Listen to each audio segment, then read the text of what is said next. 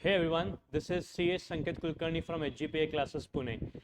I welcome you all to the revision series of CMA Intermediate Financial Management, which is applicable for December 25 examination and onwards. So, thumbnail में देखा रहेगा आपने. The topic for today's discussion is cost of capital, an extremely important chapter. 100% sure shot 7 marks तो आएंगे ही, 7 mark का minimum question आएगा ही, और MCQ में भी ये टेस्ट हो सकता है आपका. ठीक है, सो बेहतरीन तरीके से अपन ये चैप्टर का रिवीजन करेंगे. रिवीजन में क्या क्या रहेगा सर? फटाफट से अपन सारे कॉन्सेप्ट्स रिवाइज करेंगे. जो भी कॉस्ट ऑफ कैपिटल के फॉर्मूलाज है, केडी, केई, केपी, वो सब अपन रिवाइज कर लेंगे. फिर उसके बाद अपन डिस्क्रिप्टिव क्वेश्चंस भी सॉल्व करेंगे, एंड उसके बाद we are going to also solve the MCQ questions compiled from the past papers. ठीक है, this is a one stop video for the extensive revision of cost of capital. चलो let us start without wasting any time. सबसे पहले basics से चालू करते हैं. Cost of capital होता क्या है? What is the meaning of cost of capital? You all know a company can raise funds from numerous sources of finance. It can be equity, it can be preference, it can be debt or long-term borrowings also. So whenever the company raises any funds or whenever the company raises any capital, there is a cost involved with that raising of funds. That cost is nothing but the expectation of the stakeholders. जो तुमको loan दे रहा है, जो तुम्हारे equity shares में invest कर रहा है, जो तुम्हारे प्रेफरेंस शेयर्स में इन्वेस्ट कर रहा है, उनका कुछ एक्सपेक्टेशन रहता है तुम्हारे कंपनी से. That expectation is called as cost of capital. So in very simple word, cost of capital is expectations of investors who provide long term finance to the company or to the organization. Be very careful. मैंने specifically यहाँ पे word use किया है long term finance. तो जब भी अपन capital या cost of capital की बात करते हैं तो इसमें सिर्फ और सिर्फ लॉन्ग टर्म फाइनेंसेस इंक्लूड होता है. इसमें शॉर्ट टर्म फाइनेंसेस का कोई भी लेना देना नहीं है. So for example there can be a situation where a company could have taken short term borrowings in the form of bank overdraft.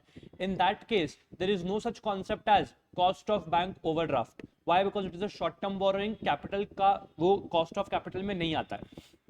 तो सर कॉस्ट ऑफ कैपिटल में क्या क्या सोर्सेस रहेंगे अपने पास?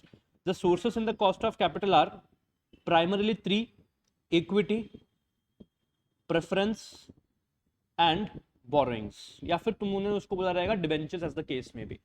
अगर इक्विटी की बात करूं तो equity is further bifurcated into 2 parts. The first one is equity share capital and the second one is retained earnings. Second one is what? Retained earnings. इसके लिए के ई रहता है, इसके लिए के आर रहता है, इसके लिए के पी रहता है, एंड इसके लिए के डी रहता है. ठीक है, फटाफट से हर एक का एक फॉर्मूला देखेंगे and then will directly jump on to the questions. ठीक है, चलो सबसे पहले बात करेंगे अपन डेट की. First and foremost will talk about debt. Debt में भी अपन स्पेसिफिकली 2 चीजों के बारे में पढ़ने वाले हैं दोस्तों. डेट में पहला आता है irredeemable debt. The first one is irredeemable debt and the second one is redeemable debt.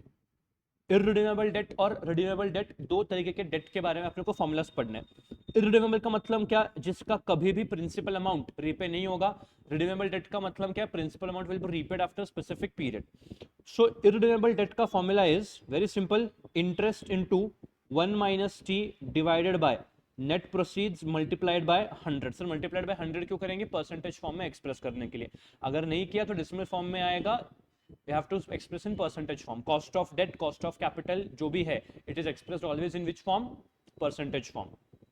ठीक है सर, रिडीमेबल डेट का फॉर्मूला क्या रहेगा? रिडीमेबल का तो very easy, it is interest into 1 - t upon net proceeds. I'm not going to go into the derivation of this formula because a quick revision series, a derivation is not expected from you in the examination. So अपन भी वो touch अपन नहीं करेंगे. Regular lectures में अपन ने देखा है कि ये फॉर्मूला एग्जैक्टली डिराइव कैसे हुआ है. I'm not going to go into the depth of that. Cost of debt for irredeemable is interest into 1 - t plus RV minus NP divided by N, the whole thing divided by average of RV and NP. RV plus NP divided by 2, then you multiply by 100 to get what? Percentage terms. Sir, RV का मतलब क्या? RV का मतलब है redemption value. RV is nothing but redemption value. NP का माने क्या?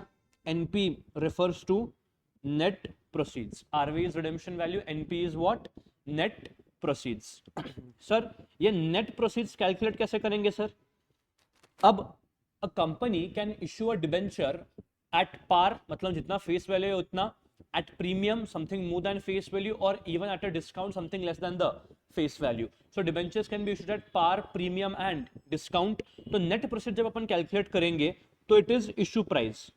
Issue price can be equal to face value, issue price can be face value plus premium, issue price can be face value minus discount. Whatever the case may be, issue price. Issue price में से अपन क्या minus करेंगे? Flotation cost. Issue price में से will deduct what? Flotation cost. Sir क्या होता है flotation cost? Flotation cost is a cost which is associated with the issue of securities. For example, तुमको brokerage पे करना है, underwriting commission पे करना है, तुम्हारे preliminary expenses है, वो सब किस में आता है? Flotation cost में. अब flotation cost एग्जाम में अगर चेक करोगे, flotation cost can be expressed in two different ways. Flotation cost can be expressed in percentage form or it can be rupee per security issued. तो अगर question तुमको बोला कि फ्लोटेशन कॉस्ट है 6%, if the question is silent you will always calculate the percentage of issue price. तो 6% किसका sir? जो issue price रहेगा उसका 6% तुम्हारा फ्लोटेशन कॉस्ट रहेगा. If the question has just provided you that the flotation cost is 6%, तो हमेशा वो 6% निकालो किसका? इश्यू प्राइस का. अगर क्वेश्चन ने स्पेसिफिकली बोला है कि the flotation cost is 6% of face value, तो फिर फेस वैल्यू के ऊपर कैलकुलेट करना. सर फेस वैल्यू और इश्यू प्राइस का डिस्काउंट क्या है? ऑलरेडी बता दिया है. फेस वैल्यू मतलब at par, issue price can be par, premium as well as discount. ठीक है. अगर फ्लोटेशन कॉस्ट पर सिक्योरिटी बोला है तो एक चीज हमेशा ध्यान रखना, तुमको पहले कैलकुलेट करना पड़ेगा number of units of the security issued. Number of units of the security issued. Similarly, say company has issued 200 debentures, so 2000 debentures, and flotation cost per security is 5 rupees. So total flotation cost is how much? 10,000 rupees. अब सुना, जब भी ये flotation cost दिया रहेगा per security, rupee per security, I always prefer and I always advise the students to do calculation in full numbers. अगर सी अपन usually KD का calculation कैसे करते हैं? अपन एक इसके ऊपर कैलकुलेट करते हैं. किसके ऊपर? We calculate it for one debenture only, 1 unit of debenture. But अगर ये फ्लोटेशन कॉस्ट दिया है रुपी पर security, then always remember you will be more comfortable, you will never go wrong if you do calculations on the total number of debentures. उसका भी question है, करेंगे अपन, तब ये और बेहतरीन तरीके से समझेगा. ठीक है. अब अपन नेक्स्ट जाते हैं. एक बार डेट हो गया. अब सुनो, कभी कभी क्या होता है, यूजुअली ये जो redemption value minus net proceeds divide by N है, कभी कभी कुछ कुछ कंपनीज को इसका भी टैक्स शील्ड मिलता है. तो इसीलिए रिडीमेबल डेट का एक और फॉर्मूला जो तुम यूज कर सकते हो, it is interest into 1 minus T plus RV minus NP divided by N, इसका भी tax shield, the whole thing divided by average of RV and NP, RV plus NP by 2 into 100. तो additional change क्या है formula में? Additional formula में change यही है कि यहाँ पे 1 माइनस टी मतलब रिडेम्पशन वैल्यू और नेट प्रोसीड्स का भी टैक्स शील्ड दिया है, और ऊपर के फॉर्मूला में उसका टैक्स शील्ड नहीं है. सर एग्जाम में क्या करें? सुनो मेरी बात, जितना इंस्टीट्यूट हैज बीन इनकंसिस्टेंट, कुछ कुछ सजेस्ट आंसर्स में इंस्टीट्यूट ने इसको 1 माइनस टी से मल्टीप्लाई किया है, कुछ कुछ में नहीं किया है. बट अगर मेजॉरिटी देखा जाए तो in the majority of the questions institute has used this formula. So अगर इंस्टीट्यूट ने कुछ अदरवाइज प्रोवाइड नहीं किया है क्वेश्चन में, अगर इंस्टीट्यूट खुद आके तुमको नहीं बोल रहा है कि please take the tax shield of RV minus NP, तो तब तक तुम टैक्स शील्ड मत लेना. अगर इंस्टीट्यूट ने बोला है तभी तुम क्या करो, इसका टैक्स शील्ड कंसीडर करो, या तो इसका टैक्स शील्ड कंसीडर मत करना. ठीक है. तो अपन एग्जाम के लिए क्या करेंगे? Will stick to this formula. If the institute says कि इसका टैक्स शील्ड कंपनी को अवेलेबल है, then we will switch to this particular formula. This is as far as cost of debt is concerned. ठीक है. अपन next जाते हैं. Next instrument we have preference shares.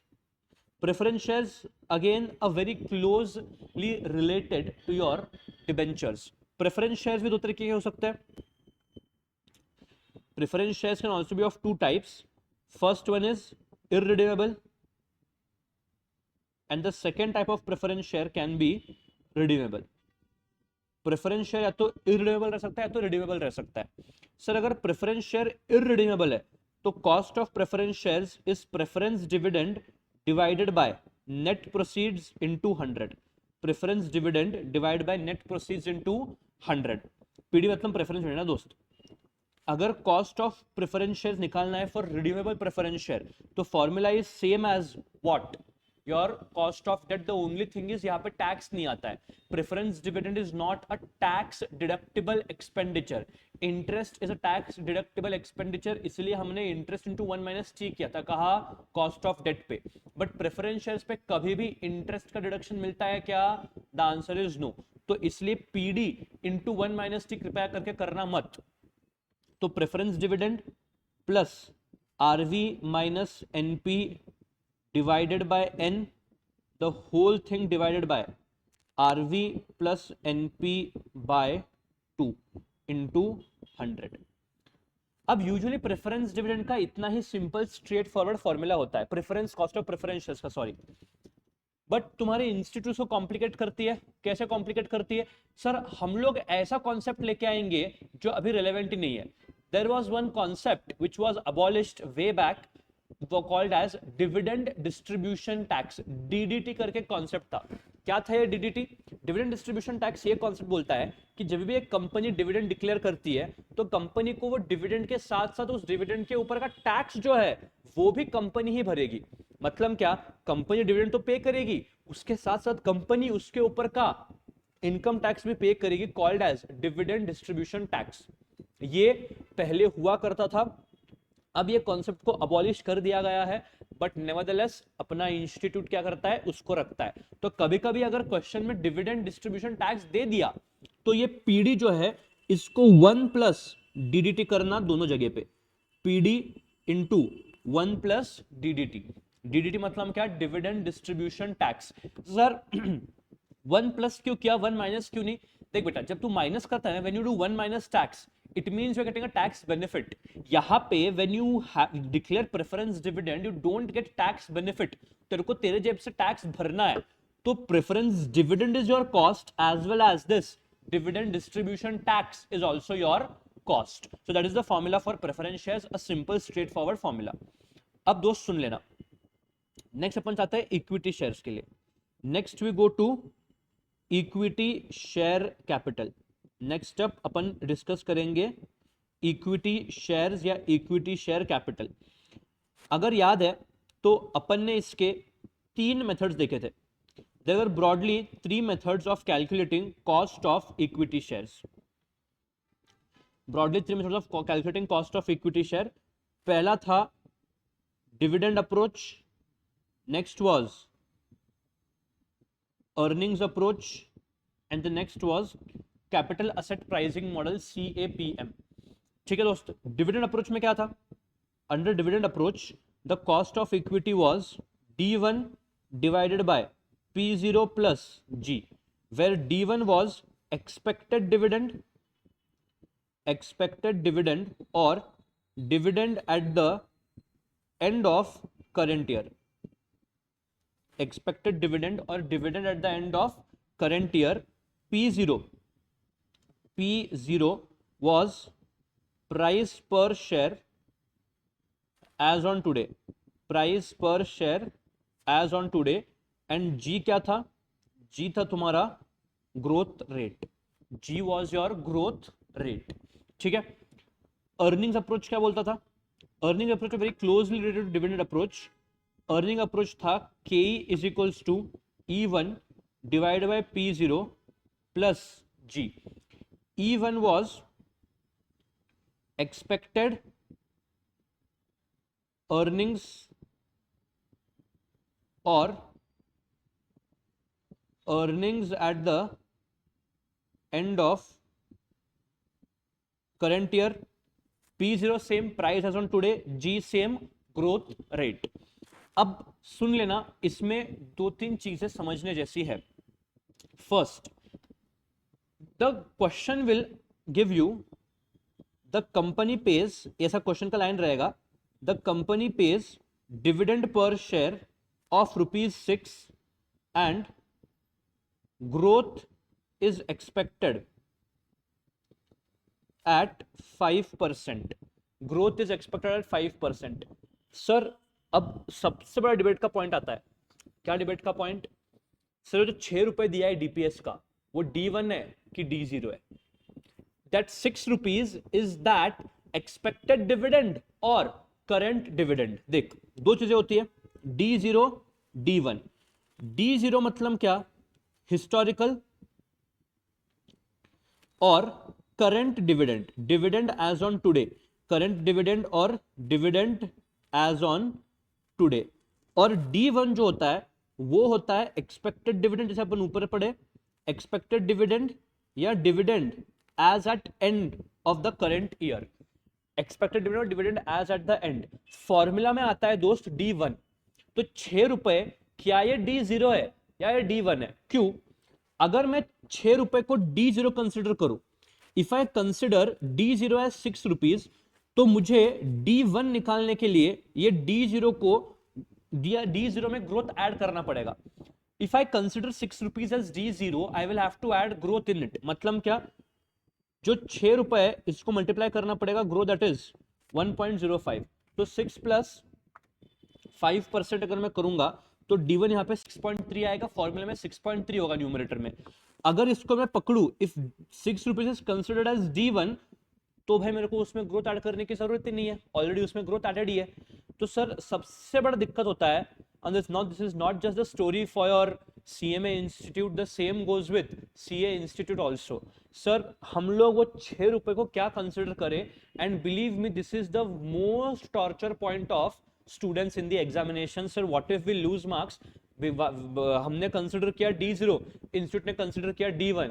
Sir हमको पूरे मार्क्स मिलेंगे क्या, नहीं मिलेंगे, क्या होगा? देख, जैसे मैं बोलता था बाकी स्टूडेंट्स को, तुमको भी वही एडवाइस करूंगा दोस्त. अगर क्वेश्चन में ऐसा लाइन है, the company pays a DPS, हमेशा स्टिक टू पहला वाला अप्रोच. ये 6 रुपए को हमेशा D0 मानना, उसमें ग्रोथ ऐड कर दे, और नीचे अजम्पशन लिख. हमने ये अज्यूम किया है कि 6 रुपए क्या है? करंट डिविडेंड है, डिविडेंड एज ऑन टुडे, तो इसलिए हमने इसमें ग्रोथ ऐड किया है. Alternatively one may assume this to be D1 and proceed ahead with the calculations. ये नोट तुमको लिखना है, ये अजम्पशन लिख के आओ, फिर देखते कौन तुम्हारा मार्क काटता है. Because this is the incompetency of the institute कि भाई तुम ऐसा कैसे बोल सकते हो, दो ना ये D0 है D1 है, क्या है? तो इसीलिए कृपया करके अगर ऐसा लाइन एज इट इज आया तो प्लीज डू वन थिंग, इसको हमेशा D0 पकड़ना, अगर और D0 पकड़ के उसमें ग्रोथ ऐड करके आना. अगर क्वेश्चन ने खुद ने बोला है कि the company has a history of paying dividend और the company has historically paid the dividend, तो 100% वर्ड हिस्टोरिकल है ना, मतलब वो D0 रहेगा. अगर क्वेश्चन में स्पेसिफिकली ये वर्ड है the expected dividend for the year और the dividend at the end of current year is expected to be, तो उस केस में D1 आएगा. If the wording of the question is clear, then there is no point of debate. But what if the question is like this: the company pays a DPS of 6 rupees? या कुछ exam questions में question ने सिर्फ इतना बोला है, DPS is equals to 6 rupees. अरे DPS कौन सा है? D1 है कि D0 है? क्या करे बच्चा? तो इसे तुम क्या करो, हमेशा इसको D0 पकड़ के आना और एक नोट लिख के आना कि ये हमने D0 अज्यूम किया है, तो हमने इसमें ग्रोथ ऐड किया है. Alternatively one may not add growth, one may consider it as D1 also.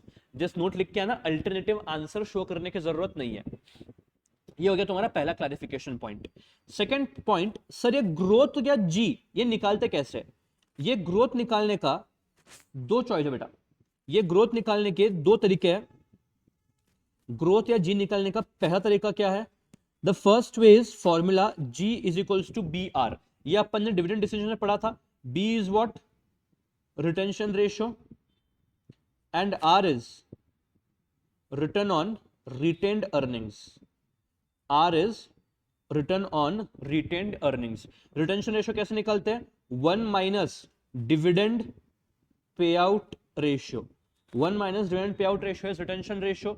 Sir dividend पे आउट रेशियो का फॉर्मूला क्या है? It is DPS upon EPS.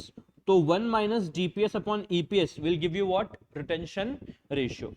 Sir how to calculate return on retained earnings? इसका simple formula है, it is equal to EPS upon MPS. R is equal to EPS और MPS. अगर closely एक चीज याद है, P ratio is MPS upon EPS. P ratio क्या रहता है? मार्केट प्राइस पर share upon earning per share. तो अगर इन दोनों फॉर्मूलास को ऑब्जर्व करते हो, ये दोनों एक दूसरे के रेसिप्रोकल है, तो देयरफॉर मैं लिख सकता हूँ वो जो return on retained earnings it is nothing but reciprocal of PE ratio. R is reciprocal of PE ratio. या फिर ये आर निकालने का एक और तरीका है दोस्त, earning available for equity share holders divided by equity into 100 करेगा तो परसेंटेज में आएगा। Earning available for equity share holder मतलब क्या, तेरे प्रॉफिट आफ्टर टैक्स में से प्रेफरेंस डिविडेंड माइनस कर दे। मतलब अगर समझ रहा है ये आर, अगर ये फॉर्मूला यूज करेंगे तो this R is nothing but what, correct, return on equity. ये आर क्या है, return on equity. Depending on the information given in the question your calculation of R will undergo a change. तो R का formula क्या है, it is first EPS upon MPS और reciprocal of P ratio or the formula of return of equity earning available for equity holders divided by equity into 100। ठीक है, depending on the question the formula will be different। ये हो गया पहला angle growth निकालने का। दूसरा angle growth निकालने का होता है compounded annual growth rate. Compounded annual growth rate मतलब क्या, कंपाउंड इंटरेस्ट अप्लाई करना है, मतलब अपने को यहाँ पे यूज करना है future value of a single cash flow. Future value of a single cash flow, तो future value is equals to present value into 1 plus r raise to n. ये फॉर्मूला यूज करना है। क्वेश्चन में तुमको ये दिया रहेगा, ये दिया रहेगा एंड तुमको यहां पे n भी दिया रहेगा। Your work is to calculate r। तुम्हारा काम क्या है, r कैलकुलेट करना। ठीक है, your job is to calculate simply what, r। R कैसे कैलकुलेट करेंगे उसके लिए एक सेपरेट क्वेश्चन है, उसमें अपन वो ऑब्जर्व करेंगे। ठीक है दोस्त, चल। सो ये हो गया तुम्हारा earning approach and dividend approach. We go to the third approach, capital asset pricing model और CAPM अप्रोच। ये CAPM अप्रोच के हिसाब से cost of equity is risk free rate RF plus beta into RM minus RF। KE is equals to RF plus beta into RM minus RF।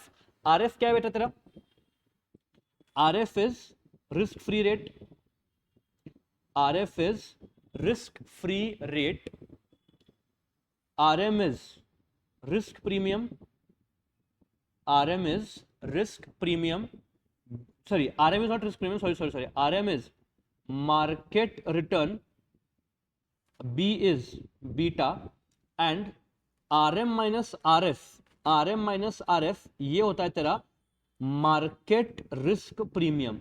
This is what, market risk premium. अब इसमें ध्यान से सुन मेरी बात। RM क्या बोला मैंने, RM is market return, RM minus RF is market risk premium. Exam में ध्यान से पढ़ना, क्वेश्चन ने RM मार्केट रिटर्न दिया है कि मार्केट का रिस्क प्रीमियम दिया है। क्यों, sometimes the question states RF is 7%, RM minus RF is 10%। मतलब ये नहीं बताती क्वेश्चन तुमको आंसर बताती है मार्केट रिस्क प्रीमियम इज 10%। अब अपन क्या करते हैं, सर मार्केट दिखा मतलब ये RM है, नहीं, मार्केट के आगे का पढ़ना क्या है, it is market risk premium. It means question is given you RM minus RF, इसको अगर 10% को RM पकड़ोगे गलत जाओगे बच्चा। तो इसलिए यहां पे प्लीज ध्यान रखना, क्वेश्चन में ध्यान से पढ़ना, मार्केट रिटर्न बोला है कि मार्केट रिस्क प्रीमियम बोला है। दिस इज योर कॉस्ट और कैपिटल, कॉस्ट ऑफ इक्विटी में capital asset pricing model CAPM। ठीक है, एंड उसके बाद अपन लास्ट आता है, last point is cost of retained earnings. Just a second, there is a problem in the camera, just a second, I will resolve it.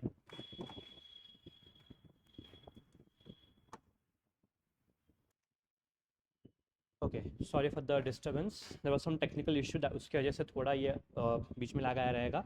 ठीक है, सो अपन discuss करते हैं cost of retained earnings. Okay, cost of retained earnings KR is equal to usually cost of equity. जो cost of retained earnings है, जो cost of equity है, वो usually दोनों सेम ही रहता है।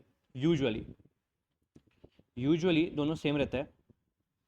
However there can be difference, एक difference हो सकता है। क्या डिफरेंस हो सकता है, cost of retained earnings can be different from cost of equity when there are two things, एक होता है ब्रोकरेज, एक होता है personal income tax.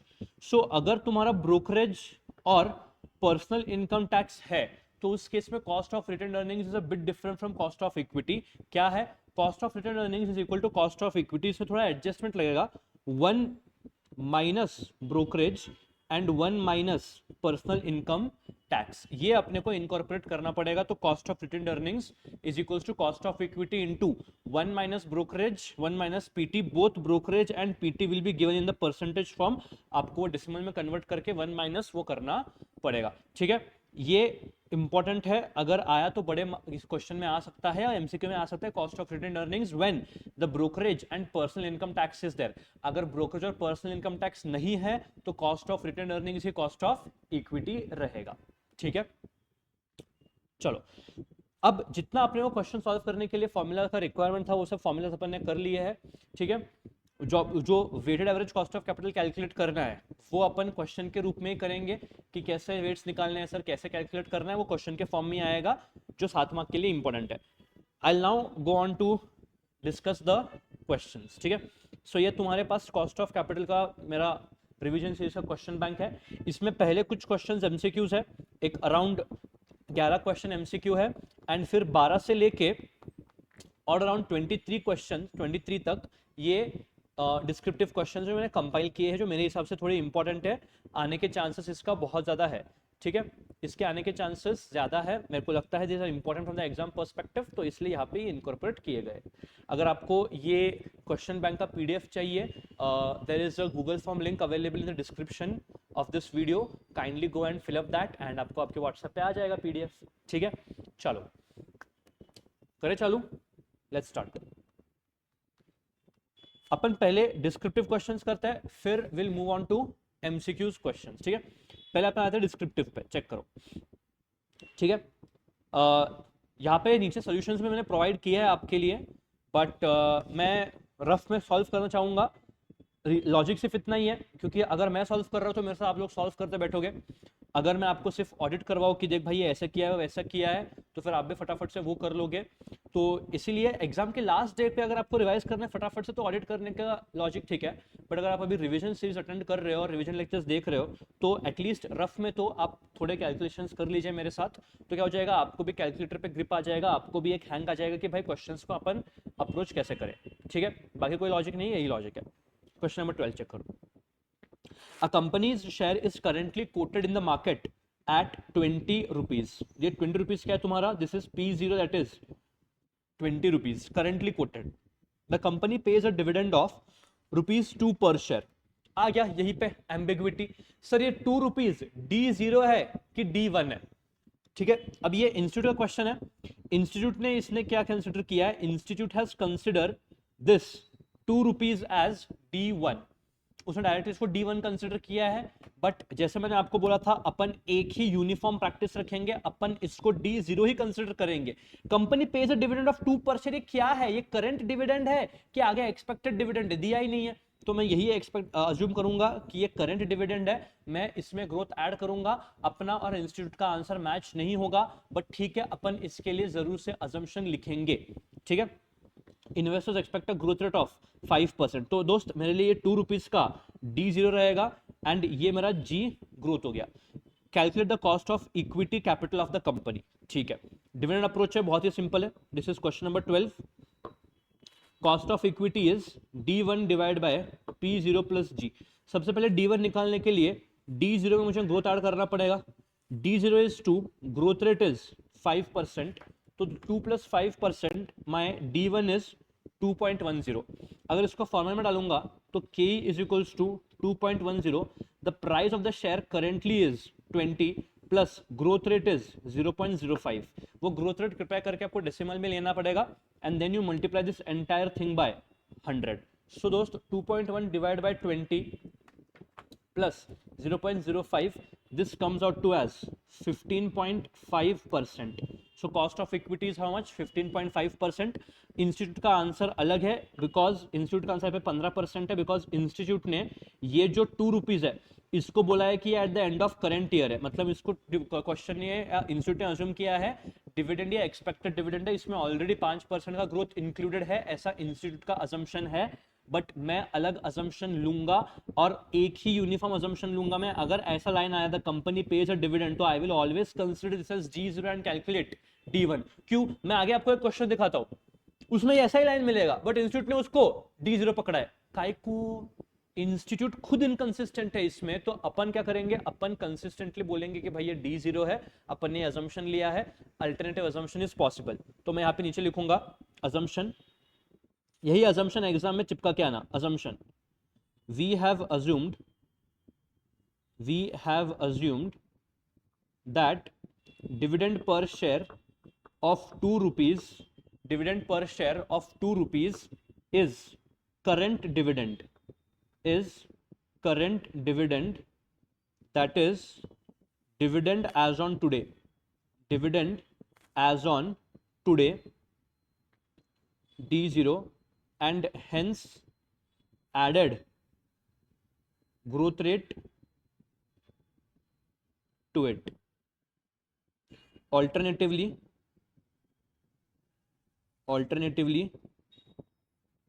one may assume it as D1. The answer in which case will be different. Answer उस case में क्या हो जाएगा, अलग हो जाएगा। Answer in which case will be different. ठीक है, ये तुम अगर असम्पशन लिख के आओगे, कोई माइका लाल तुम्हारा मार्क कट नहीं कर सकता इसमें। ठीक है, this is the first requirement of the question. Question का एक और रिक्वायरमेंट है, पढ़ते हैं। द मार्केट प्राइस पर share is the anticipated growth rate of dividend is 7%। मतलब क्या, अगर ये 5 के बदले 7% का ग्रोथ रेट है, तो मार्केट प्राइस पर शेयर, मतलब यहां पर रिक्वायरमेंट है P0 का, अगर ग्रोथ तुम्हारा 7% है तो बोला P0 कितना होगा। अब देख, अपने को P0 निकालना है अगर ग्रोथ चेंज हुआ है तो। जब क्वेश्चन तुमको ऐसा बोले कि calculate price when the growth is 7%, the question does not give me any information regarding how much will be the dividend or how much will be the cost of equity. Therefore, whenever the question comes like this, or there is no information available regarding some of the variables which I have to use in the formula, मेरा assumption यही रहेगा यहाँ पे, assuming D1 and cost of equity are same as in case A। जो case A में है वही मेरे D1 और K ही रहेंगे। अब सुन, अगर मैं बोल रहा हूं D1 निकालना है, देख यहां पे आंसर मेरा और इंस्टीट्यूट का फिर से अलग आएगा। क्यों? D1 जो है, मैंने यहां पे फर्स्ट केस में D1 कैसे निकाला था, मैंने D0 में ग्रोथ ऐड किया था 5% का। मैंने जो 2 रुपए का डिविडेंड है उसको पकड़ा था D0 एंड उसमें मैंने ग्रोथ ऐड किया 5% का। अब अगर ग्रोथ रेट अलग हो रहा है, तो मेरा D1 का भी फिगर क्या होगा, अलग होगा। तो क्या होगा, चेक करो। अगर मैं सेकंड पार्ट सॉल्व करने जाऊं, इफ ग्रोथ इज 7%, तो D1 is equals to D0 into 1 plus G। मैंने बोला 2 रुपए का D0 है, उसमें 7% का ग्रोथ अगर ऐड करना है तो 1.07 हो जाएगा। तो 2 प्लस 7% मेरा D1 हो जाएगा 2.14। माई D1 will be how much, 2.14। अगर D1 2.14 है, मैं बोल रहा हूं KE remains the same as in solution 1। जो मेरा फर्स्ट पार्ट है उसका KE जो है 15.5 वो सेम रहेगा। So formula KE is equals to D1 divide by P0 plus G। KE कितना, ये इंटू 100 करना पड़ेगा। KE इज 15.5, D1 2.14, P0 मेरे को निकालना है, growth is 0.07, the whole thing multiplied by 100। अगर ये सॉल्व करोगे 15.5 divide by 100.155 minus 0.07 is 2.14 divide by P0। तो यहां पे आ जाएगा P0 is equals to 2.14 divide by 0.085। तो अगर इसको सॉल्व करोगे तो your price is somewhere around 25.176 rupees. Your price is 25.176 rupees. तो अगर ग्रोथ रेट 5% के बदले 7% रहेगा तो तुम्हारे चेंजेस क्या होंगे? First your D1 will change. Why? Because 2 रुपए को तुमने D0 पकड़ा था। सर अगर हमने वो 2 रुपए को D1 पकड़ा तो D1 भी चेंज नहीं होगा। चेक करो, इंस्टीट्यूट का D1 भी चेंज नहीं है, इंस्टीट्यूट ने D1 2 ही रखा है in the second case, which is wrong. अरे अगर ग्रोथ रेट तेरा चेंज हो रहा है तो D1 भी चेंज होगा ना यार। Institute has highly illogical assumption यहाँ पे इंस्टीट्यूट ने लिया है। तो I don't agree with this answer of 25। मेरे हिसाब से the most perfect answer is first case का 15.5, सेकंड केस का 25.176 and no one will dare to challenge you on this. Why? Conceptually अपन एकदम सही है। मैं तुमको एक और क्वेश्चन दिखाऊंगा जहां पे जो मैंने किया है ना ऐसा प्रेजेंटेशन, इंस्टीट्यूट ने भी सेम ऐसे ही किया है। Conceptually we are not wrong at all, but institute का आंसर, अपना answer for the question number 12 जो है वो अलग रहेगा। इट्स ओके, ठीक है। तो ये है तुम्हारा पहला question, this was just a power play. अपन जाएंगे बीच में नेक्स्ट क्वेश्चन। चलो question number 13, Y company limited issues 1012% preference shares of 100 each. देख 1000 का प्रेफरेंस शेयर, 1000 प्रेफरेंस शेयर्स है, एक प्रेफरेंस शेयर का face value is 1000 rupees eight a premium of 10%, eight a premium of 10%। मतलब 1000 रुपए का फेस वैल्यू है, उस पर 10 रुपए का प्रीमियम ऐड करेंगे, 1100 का क्या रहेगा? Issue price. But redeemable at a premium of 20%. These preference shares are redeemable at a premium of 20% after 5 years. ठीक है? The company pays a underwriting commission at the rate of 5%. What is 5% flotation cost? Underwriting commission is your flotation cost. Sir flotation cost 5% दिया है, but किसका calculate करें sir 5%? मैंने बोला है अगर क्वेश्चन साइलेंट है तो 5% हमेशा किसका होगा? इशू प्राइस का होगा।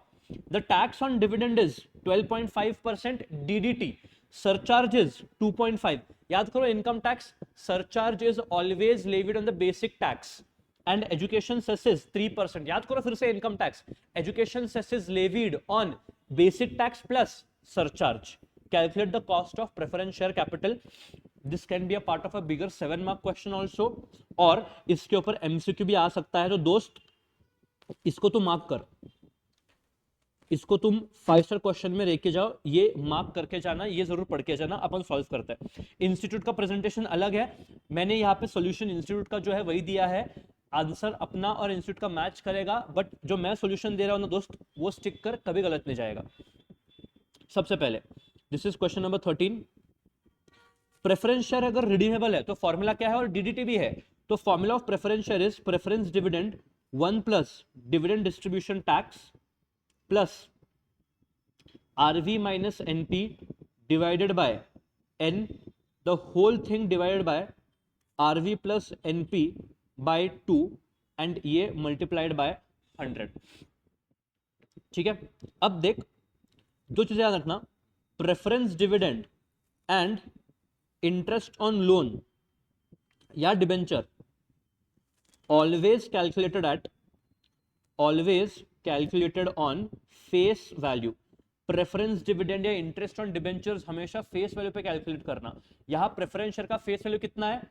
1000 रुपए था। Face value of preference share capital is 1000, dividend rate is 12%, therefore preference dividend is 1000 into 12%, that is 120। But देख, अगर क्वेश्चन में डिविडेंड डिस्ट्रीब्यूशन टैक्स भी दिया है, मतलब कंपनी का कॉस्ट सिर्फ 120 रुपए नहीं है, कंपनी को 120 रुपए के अलावा उसके ऊपर का टैक्स भी भरना पड़ेगा। सो मैं यहां पे लिख रहा हूं calculation of dividend distribution tax. Basic tax आएगा पहले, basic tax at the rate of 12.5%। Basic tax is calculated on the preference dividend amount, so 120 into 0.125, 120 into 0.125, 15 रुपए का बेसिक टैक्स आता है। अब इसके ऊपर सरचार्ज आएगा, सरचार्ज एट द रेट 2.5%, ये 15 का 25.25% या 2.5% जाएगा, सॉरी 15 इंटू 2.5%, ये आता है 0.375 I round it off and tell it 0.38 plus, अब पहले इनको टोटल ले लो, ये आता है 15.38। अब सेस जो है, सेस ये इसके ऊपर कैलकुलेट होगा 3%, तो सेस इज 15.38 इंटू 3%, तो 15.38 इंटू 3% सेस आता है 0.46, सेस आता है तुम्हारा 0.46, 3% है सेस का रेट, सेस का रेट इज 3% ओनली। अगर तुम अब देखोगे 15.38 प्लस 0.46, ये आता है 15.84, that is total dividend distribution tax. DDT is how much? 15.84. So company का कॉस्ट, दो चीजें बच्चों, कंपनी का कॉस्ट है 120 रुपए का प्रेफरेंस डिविडेंड, कंपनी का कॉस्ट है 15.84 का DDT. So total cost of company, total cost of company is 120 plus 15.84, that is 135.84. Check करो, इंस्टीट्यूट का भी यही आंसर आ रहेगा टोटल कॉस्ट में, चेक कर 135.828 आया इंस्टीट्यूट का, दैट इज 135.83, अपना आया है 135.84, इट्स ओके, हाँ इट्स ओके, ठीक है। तो ये जो पीडी इंटू 1 प्लस डीडीटी है, ये मेरा यहां पे आया 135.84 total cost of the company, ठीक है। Cost of preference share is equals to PD 1 plus DDT plus RV minus NP divided by N, the whole thing divided by RV plus NP by 2. PD into 1 plus DT is 135.84. Question ने क्या बोला, check करो, question ने बोला है preference shares are redeemable at a premium of 20%, तो 1000 plus 20% का redemption value है, तो your redemption value is 1200 net proceeds. Net proceeds जो है, it is the most interesting part of the question, calculation of net proceeds. Net proceeds is what? Issue price minus flotation cost, issue price minus flotation cost is the net proceeds. Issue price is face value plus premium. In this question the company has issued the shares at a premium, तो question ने क्या बोला है, the company issues shares at a premium of 10%, तो 1000 का face value, उसके ऊपर 10% का प्रीमियम, ऐसे करके इशू प्राइस आएगा 1100 का, issue price is 1100। Flotation cost बोला है 5%, बट 5% किसका? इशू प्राइस का, तो 1100 का 5%, flotation cost is 55, therefore net proceeds is issue price minus flotation cost which is 1045, 1045 का नेट प्रोसीड्स है। लाइफ जो है वो 5 साल का है प्रेफरेंस शेयर्स का, divide by average of 1200 plus 1045 divide by 2, इसको मल्टीप्लाई करेंगे 100 से तो परसेंटेज में आएगा, अगर सॉल्व करेंगे, मैं भी करता हूँ, 1200 minus 1045 divided by 5 plus 135.84, numerator आता है तुम्हारा 166.84 divided by 1200 plus 1045 divide by 2, 1122.5 into 100। अगर ये सॉल्व करोगे, if you solve this you get the answer as 14.86%. So cost of preference shares is 14.86%, cost of preference shares is 14.86%। क्या खासियत थी calculation में? कैलकुलेशन क्वेश्चन में दो चीजें खास थी, एक calculation of tax DDT on preference shares, उसमें अपन ने पहले क्या किया, अपन ने पहले प्रेफरेंस डिविडेंड निकाला, कितना है, प्रेफरेंस डिविडेंड के ऊपर कंपनी ने पहले बेसिक टैक्स पे करेगी, बेसिक टैक्स के ऊपर आएगा सरचार्ज, और बेसिक प्लस सरचार्ज के ऊपर आएगा सेस, और जो टोटल डीडीटी आएगा वो कंपनी के लिए एक्स्ट्रा कॉस्ट है। तो प्रेफरेंस डिविडेंड 120 के साथ साथ कंपनी के लिए 15.84 भी कॉस्ट है, टोटल कॉस्ट इज 135.84, जो कि ये पीडी इंटू 1 प्लस डीडीटी है। PD into 1 plus DDT is the total cost of preference share और प्रेफरेंस डिविडेंड, और उसके बाद अपन फॉर्मूला यूज करेंगे to get the cost of preference shares in decimal और परसेंटेज फॉर्म। बेसिकली इंस्टीट्यूट ने क्या किया है, इंस्टीट्यूट ने इफेक्टिव टैक्स रेट निकाला है यहाँ पे 13.19% का। कैसे निकाला सर इंस्टीट्यूट ने effective tax? On a calculator take 12.5% do 2.5%, so 12.5 plus 2.5% करोगे कैलकुलेटर पे 12.8125 आएगा, उसके ऊपर प्लस 2.5% 3% का सरचार्ज,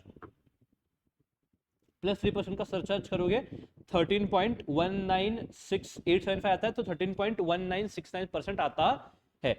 ऐसे करके करो, या फिर एक सिंपल चीज है ना यार, ये करो ना भाई, ये करो ना, कितना मस्त प्रेजेंटेशन है। बेसिक टैक्स प्लस सरचार्ज, उसके ऊपर सेस, इतना टैक्स, टैक्स के साथ साथ प्रेफरेंस डिविडेंड, दोनों मेरे कॉस्ट है, बात खत्म। ये भी 135.84 है, इंस्टीट्यूट का भी 135.84 ही आया है। ठीक है, this is question number 13 for you, again extremely important from the exam point of view, specially for MCQ या a part of bigger 7 mark question also. ठीक है, look at question number 14। R and company has issued 12% debentures of face value ₹100 for ₹10 lakhs। ठीक है, for ₹10 lakhs। So question ने क्या बोला है, 12% के डिबेंचर्स है, फेस वैल्यू 100 का है, और टोटल अमाउंट कितने का है, 10 लाख का है। देख, face value, question number 14, face value is ₹100, total value of debenture is ₹100 lakhs। कहीं ना कहीं इसका मतलब है नंबर ऑफ डिबेंचर्स 100 लाख रुपए divide by ₹100, number of debenture 1 lakh रहेंगे। ठीक है, the debenture is expected to be sold at 5% discount.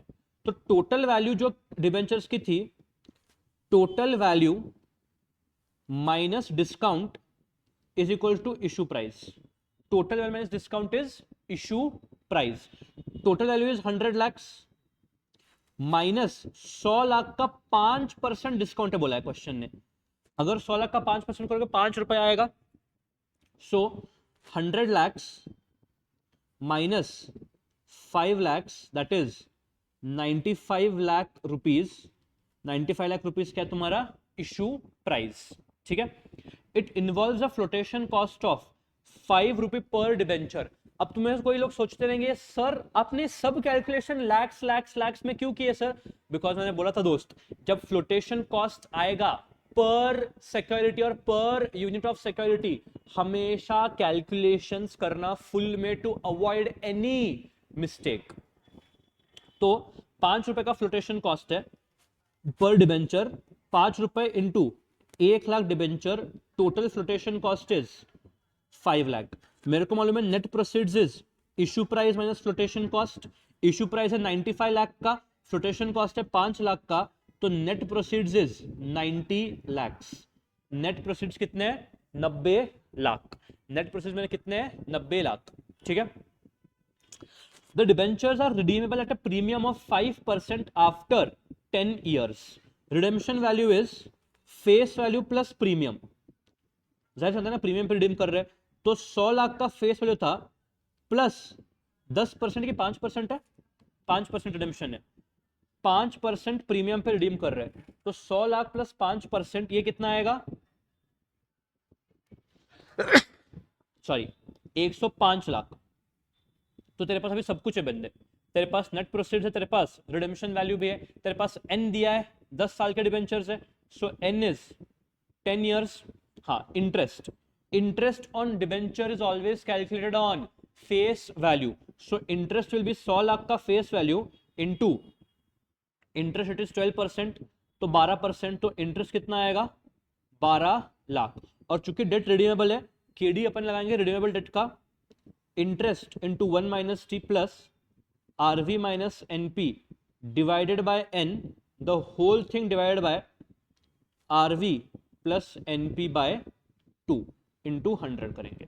ठीक है, इंटरेस्ट 12 लाख है, टैक्स रेट 50%, तो 1 माइनस 0.5, रिडेम्पशन वैल्यू अपन ने निकाला है 105 लाख, नेट प्रोसीड्स निकाला है अपन ने 90 lakh, life is 10 years, the average of 105 plus 90 into 100 करेंगे। Let's solve this. क्या आता है ये, इधर आएगा न्यूमरेटर आएगा तेरा 105 माइनस 90 डिवाइड बाय 10 प्लस 6, इधर आएगा 7.5 और डिनोमिनेटर तेरा आएगा 105 प्लस 90 डिवाइड बाई 2, 97.5 इंटू 100। तो अगर सॉल्व करेगा दोस्त 7.5 divide by 97.5, this comes out as 7.69%. 7.69% is the cost of debt. Cost of debt कितना है? 7.69%. ठीक है, cost of debt is 7.69%. This is question number 14 for you.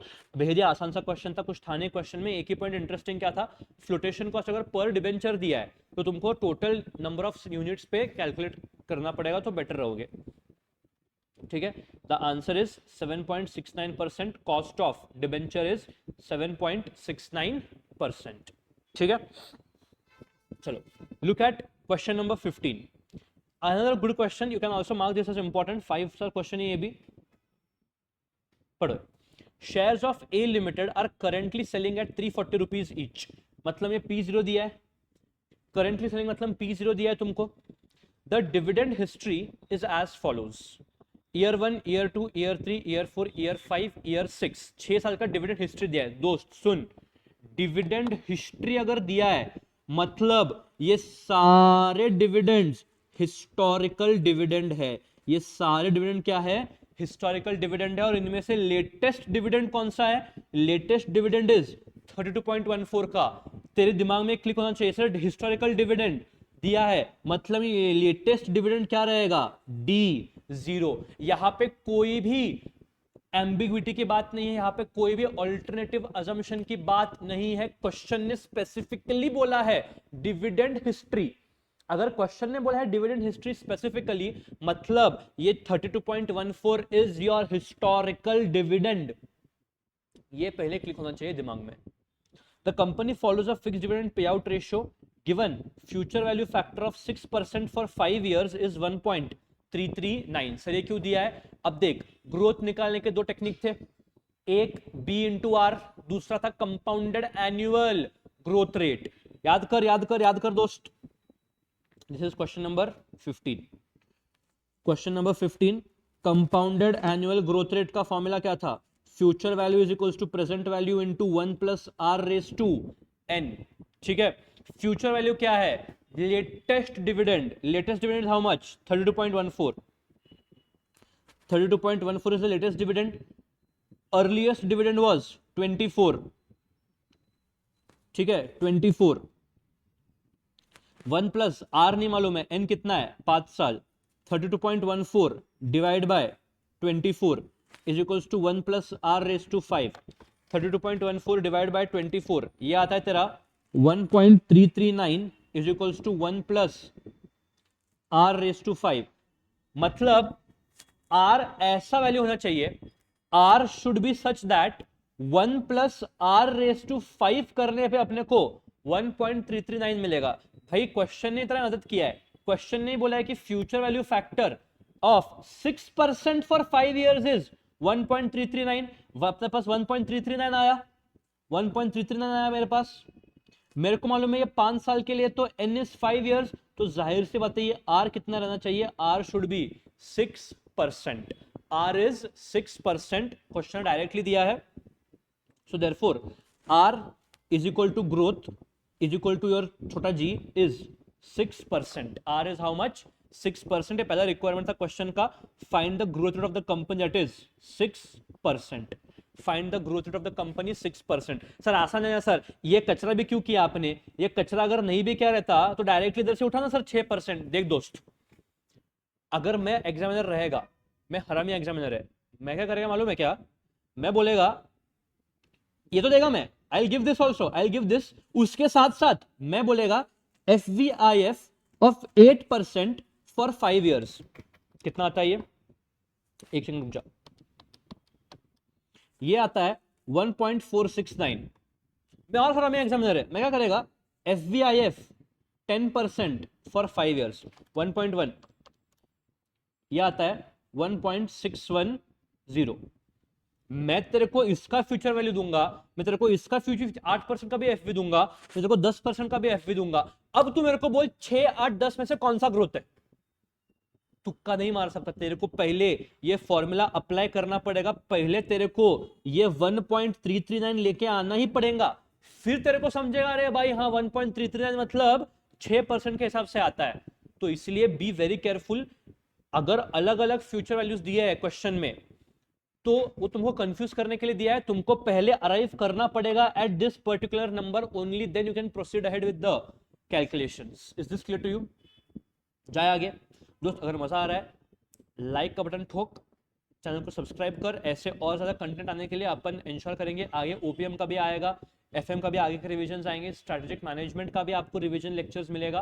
फटाफट फटाफट सब्सक्राइब कर दो चैनल को, लाइक करो, अपने दोस्तों के साथ शेयर करो, जितना हो सके उतना शेयर करो भाई, ठीक है? चलो नेक्स्ट, एक बार ग्रोथ हो गया तो नेक्स्ट निकालना है find the cost of equity, निकालते हैं। ये पहला रिक्वायरमेंट था सीएजीआर का, सीएजीआर मिल गया तो कॉस्ट ऑफ इक्विटी क्या बड़ी बात है। Obviously I have to use dividend approach. Cost of equity is D1 divide by P0 plus G। अब सुन मेरी बात, हिस्टोरिकल डिविडेंड, डिविडेंड हिस्ट्री मतलब latest dividend is D0, latest dividend is D0, so D1 is equals to D0 into 1 plus G, that is 32.14 into 1.06, ये कितना आता है? आइए इधर ही कैलकुलेटर, 32.14 प्लस 6%, ये आता है 34.07, 0684 आता है, 07 पकड़ ले। एंड P0 कितना दिया है क्वेश्चन में? 340, therefore cost of equity is 34.07 divided by 340 plus growth is 0.06, the whole thing multiplied by 100, 34.07 divided by 340 plus 0.06, ये आता है तेरा 16.02%। चेक कर, तेरा ये आ रहा रहेगा 16.02%। 16.02% is the cost of equity. Cost of equity is how much? 16.02%. Let's check the institute's answer. बेहतरीन तरीके से growth rate 6% and to good question, cost of equity is 16.02%। Mark करना ये क्वेश्चन को, बढ़िया क्वेश्चन है। क्वेश्चन में दो चीजें समझने का इंपॉर्टेंट है, देख दोस्त, एक डिविडेंड हिस्टोरिकल है तो लेटेस्ट डिविडेंड भी क्या रहेगा? D0 रहेगा। दूसरा तेरे को सीएजीआर यूज करना है। सर आपने 5 साल क्यों लिया? सर 6 साल लेना। अरे बुद्धू, this is dividend you are declaring at the end of every year, तो ईयर 1 इज एंड, तो ईयर 1 छोड़ के कितने डिविडेंड है? 5। समझा क्या? हाँ, good boy, good girl also. Once you get growth you can calculate cost of equity, ठीक है? क्वेश्चन नंबर 16 देखो। अभी क्वेश्चन नंबर 16 ऐसा पावर प्ले क्वेश्चन है, बकवास क्वेश्चन है। Question number 16, X limited has 10% perpetual debt of 1 lakh. कौन सा डेट है ये? परपेचुअल मतलब irredeemable debt of 1 lakh. 1 lakh is what value? Face value. Tax rate is 35%, determine COC before tax after tax. अगर before tax करना है तो फॉर्मूला क्या होगा? Cost of debt is interest divided by net proceeds. Tax नहीं है, अगर टैक्स है तो KD is interest into 1 minus T upon net proceeds. Assuming debt is issued at par, discount and premium. चलो ये करते हैं। मैं आसान क्वेश्चन है बट जैसे मैंने बताया अपन सब क्वेश्चंस करेंगे, ग्रिप आएगा अपने पास, ठीक है? अब ये क्वेश्चन करने की जरूरत नहीं है, मैं बस तुमको दिखा देता हूँ यार, बकवास क्वेश्चन है यार। Don't expect this type of question in the examination, this is just for your internal practice. देख, एनुअल इंटरेस्ट बदलेगा नहीं, तू डिबेंचर्स को प्रीमियम पे इशू कर, पार पे इशू कर, डिस्काउंट पे इशू कर, एनुअल इंटरेस्ट बदलेगा नहीं। Interest is always on which value? Face value. तो 1 लाख प्लस 10% इंटरेस्ट कितना आया? 10,000। Tax is how much? 35%। Net proceeds, अगर पार पे इशू कर रहा है तो net proceeds is 1 lakh, discount पे इशू कर रहा है मतलब 1 लाख माइनस 10% 90,000, और प्रीमियम पे इशू कर रहा है मतलब 1 lakh plus 10% 1,10,000। Before tax KD अगर निकालना है तो interest divide by net proceeds, 10,000 का interest divide by net proceeds 10%, 10 का इंटरेस्ट नेट प्रोसीड्स 90, 11.11%। ए विश करो 11.11 विश करो, सब हम सीए में इंटर पास हो जाए 11 एंड फिर 10,000 का इंटरेस्ट, 1,10,000 का net proceeds, total cost is 9.09%। ऐसे यहाँ पे करो, क्या करो मालूम है क्या, दिस इज प्री ना, तो पोस्ट निकालने के लिए क्या करो, इंटू 1 - t करो, चेक करना, you should get these answers. This is a very simple question, so don't waste time on this, this is just for your calculation, अच्छा हो जाए तुम्हारा इसीलिए। चलो अब अपन आते हैं नेक्स्ट क्वेश्चन पे, क्वेश्चन नंबर 17 मार्क करना इंपॉर्टेंट है। Question number 17, mark this is important. Equity shares face value ₹10 each of ABC Limited are quoted at a price earning ratio of 7.5 times. P ratio कितना है 7.5. The retained earnings per share is 12 and retention ratio is 40%. Required पहला requirement, find the cost of equity if the firm's growth rate is 7%. चलो, this is a good question, check करना. Please take this question. Question number 17, first requirement. First requirement is KE if growth is 7%. अब देख formula of KE, अगर अपन dividend approach ले तो it is D1 by P0 plus G। Question में sir दुविधा देख कैसा है, क्वेश्चन में ना ही D1 दिया है, क्वेश्चन में न तो P0 दिया है, क्वेश्चन में सिर्फ ग्रोथ देके बैठे हैं। अरे ग्रोथ देख के मैं कैसे कैलकुलेट करूं, कर सकते, चिल रिलैक्स। देख रिटेंशन पर शेयर कितना है, कितना 14 रुपीज। ये 14 रुपीज बोलता है 40% रिटेंशन है। 14 रुपीज इज 40% रिटेंशन। देख, if you are earning a profit of 100 rupees and if you are retaining 40%, तो 60% डिविडेंड दिया रहेगा, तो 60% is what, dividends paid या डिविडेंड पर शेयर या फिर डिविडेंड, सिंपल डिविडेंड। अब क्रॉस मल्टीप्लाई कर भाई, सिंपल क्रॉस मल्टीप्लिकेशन कर, यहाँ पे कुछ माथा पच्चे नहीं करने का, सिंपल क्रॉस मल्टीप्लिकेशन कर। क्या होगा cross multiplication, 14 into 60 divided by 40, 14 into 60 divided by 40। एक सेकंड, मैंने कुछ उल्टा किया गया क्वेश्चन, अच्छा ओ सॉरी 14, ये 12 रुपीज का था, वही मैं बोलूँ 12 रुपीज का, सॉरी रिटेंशन इज 12 रुपीज, तो 12 into 60 डिवाइड बाय 40, तो तेरा डिविडेंड कितना है दोस्त, 18 रुपया। 18 क्या है, डिविडेंड पर शेयर, मतलब जो डी है तेरा, डी आ गया। अब देख 12 + 18 कितना होता है 30, 40% + 60% कितना होता है 100%। ये 100% क्या है, correct, this is earnings. Retention plus dividend is total earnings ना, प्रॉफिट में से कुछ परसेंट डिविडेंड, कुछ percent retention, but 30 rupees is पर शेयर, मतलब 30 रुपीज इज व्हाट, अर्निंग्स पर शेयर। अब सर केई का फॉर्मूला है D1 divide by P0 plus G, उसमें से अपने को G मालूम है 7%। सर D1 क्या है, देख अपने को डिविडेंड पर शेयर आया 18 रुपए का, बट सर 18 रुपए D1 लेगा कि D0 लेगा, बोल बोल क्या करेगा, बोल तू बोल मेरे को क्या करेगा तू। सर नहीं मालूम क्या ले सकते, अरे वही तो एम्बिग्विटी है क्वेश्चन में, पूरा क्वेश्चन पढ़, कुछ भी नहीं मालूम है, there is no other information कि भाई ये 18 रुपए जो डिविडेंड पर शेयर आया है ये D0 है कि ये D1 है। मैंने क्या बोला दोस्त तेरे को, अगर क्वेश्चन से अनक्लियर है तो हमेशा D0 पकड़ और उसमें ग्रोथ ऐड करो और D1 निकाल, वही कर अब यहाँ पे एग्जैक्टली वैसा ही करेंगे अपन यहाँ पे। देख D1 is D0 into 1 plus G। एक सेकंड रुक जा, let me connect the charger for this, just a second, एक सेकंड रुक जाना।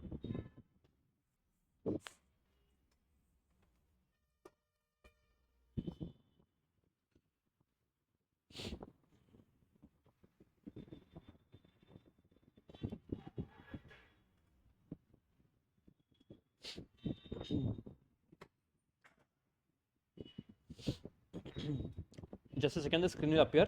Please excuse me for a minute.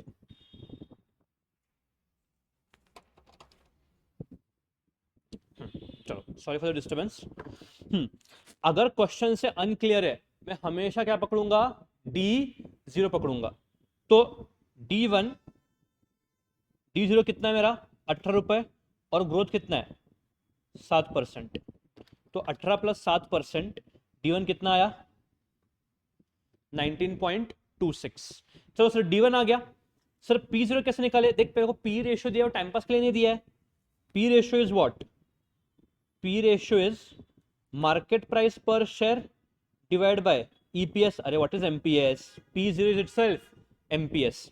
P ratio 7.5 ना, P ratio 7.5 is equals to P0 divide by EPS, ऊपर निकाला है 30 रुपए का 30, so therefore P0 is equals to 30 into 7.5, that is rupees 225। अब मेरे पास सभी इंफॉर्मेशन है निकालने के लिए क्या, cost of equity. So cost of equity is D1 divide by P0 plus G into 100। D1 19.26, P0 225 multiplied by 100,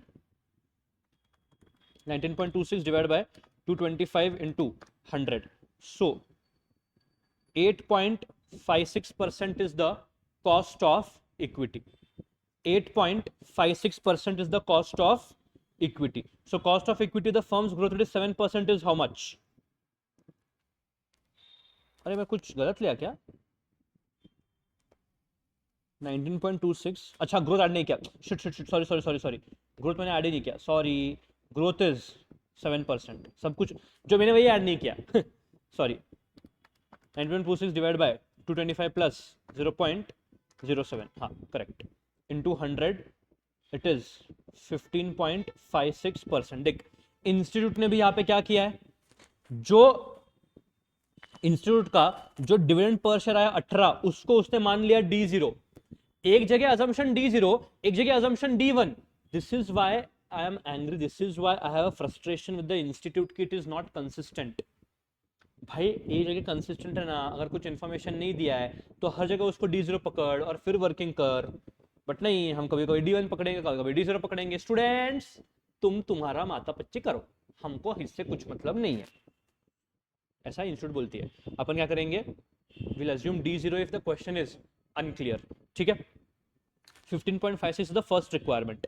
Second requirement, find the market price if K remains as above and growth rate increases to 9%। 7 के बदले क्या हो गया, 9% हो गया। Good question. चलो,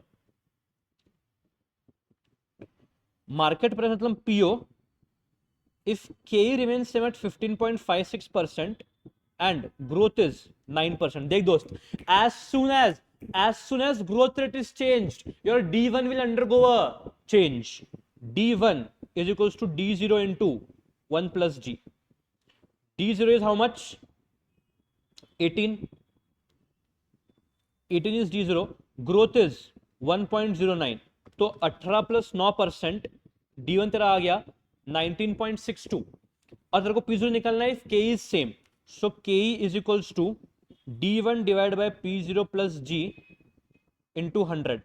इसको अगर अपन सॉल्व करेंगे तो ये आएगा, थोड़ा इसे लेके जाता हूँ, ये भी नीचे सॉल्व करता हूँ, ठीक है। If you go on to solve this, K is 0.1556 is equals to D1 0.15, समझा ना कैसे, ये 100 को इधर नीचे लेके गया तो expressing K in decimal form, तो 1.1556, D1 इज 19.62, P0 ढूंढना है इफ द ग्रोथ इज 9, तो 0.1556 माइनस 0.09 किया तो P0 आता है 19.62 डिवाइड बाय 0.0656,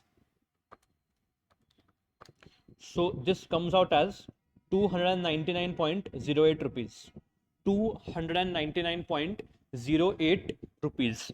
देख दोस्त, यहाँ पे गलती क्या करेगा मालूम है क्या, तू क्या गलती करेगा मालूम है क्या, सुन, ये गलती करेगा तू, सर सिर्फ ग्रोथ रेट बदलते हैं सर, मतलब क्या रे, मतलब सर काम करो ना, क्या काम करो बेटा, ये 0.1556 ले लो, के सेम रहेगा।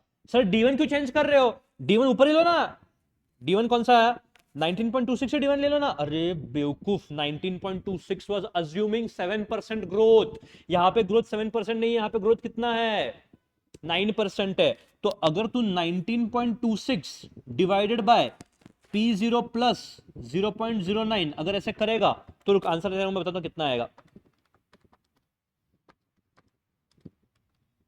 योर आंसर ऑफ P0 यहां पे will be ₹293.60 which is wrong. Sir, why is it wrong? Because of a fundamental mistake. If growth rate is changing, your expected dividend will also undergo a change. So please ये गलती मत करना. I hope Institute has not made this mistake.